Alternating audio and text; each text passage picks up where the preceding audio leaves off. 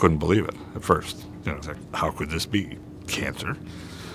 I just had an upset stomach. I didn't know that heartburn was a risk factor for any form of cancer until I was diagnosed. I'd never heard the words esophageal cancer before. In the United States, it's 15th, 16th on the list or so of the commonality of cancers. There's somewhere around 15 to 20,000 esophageal cancers in the United States each year, half of which are probably caused by acid reflux disease. But it's 4th or 5th on the list in terms of death from cancer. We've been around since 1796, when the Daily Messenger was first published. We're one of the longest continuously published daily newspapers in the country. I never really thought anything of it. Pop and Rolaids, all those years, probably 30 years of that. At one point, it finally got bad enough that we switched to acid blockers. They're known as proton pump inhibitors, or PPI drugs, and there's 8 or 10 of them on the market today. And they are very effective at relieving heartburn.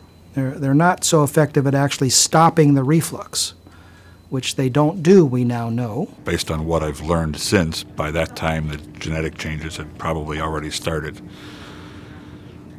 It's often picked up too late, and most patients who develop it die from it. I am the IT manager. That's my title.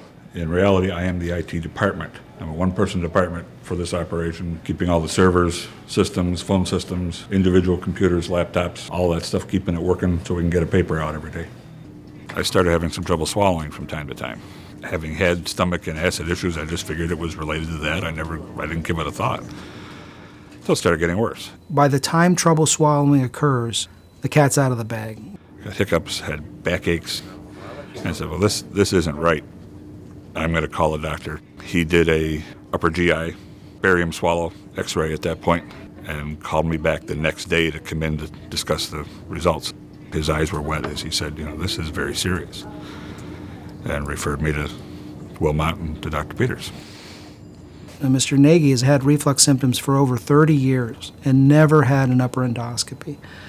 Had he had one 10 or 20 years earlier, the precursor lesion could have been identified and we could have perhaps picked this up earlier. He did a scope to take a look at the tumor and verified, yes, it's cancer. We often have a cancer that's too big to cure or has, as in this case, spread to the bones or other parts of the body that make surgery or cure less likely or impossible. There were some spots in the liver, spine, lumbar, and a couple of lymph nodes. And because it had spread, I was no longer a surgical candidate. I was referred to Dr. Hiesel, oncologist, and we started chemotherapy. All of this happened in a period of 2.5 weeks. From diagnosis to first chemotherapy treatment, it was 2.5 weeks, which I look back on now as like, it's just kind of, how did that happen? Everybody was wonderful. Hey, Dan, how's it going? Good. Good to see you. Yeah. Getting it started right away, they said, we don't want to delay, let's get going on it. So how you doing? Good. Are you? Feeling good? Mm-hmm. Good. You're really treated like family. You hate to use the word wonderful when you're having chemotherapy, but if you have to have chemotherapy, you want it to be like that, and it is. Esophageal cancer is a 10-to-1 male disease, and it typically happens in slightly overweight men who've had reflux symptoms for 20 or 30 years when they get into their 50s and 60s, 70s. I would like to see that population of patients have endoscopy every 4 or 5 years along the way, and we probably can impact the death rate from this disease if we did that. After a couple of months of chemotherapy, I started feeling better. I could swallow without any problems. Chemotherapy has kept the cancer in an inactive state, and that's exactly what we want. What's up? My outlook on life is definitely different. Being faced with mortality, the little stuff, is it going to bother me now? I've got a stage 4 cancer. I don't care about the little stuff anymore. I feel like myself, and it's been a very long time since I've felt that way. If you've had acid reflux symptoms for more than 5 years, have an endoscopy. I'm able to lead a normal life. Do what I want, when I want, eat what I want.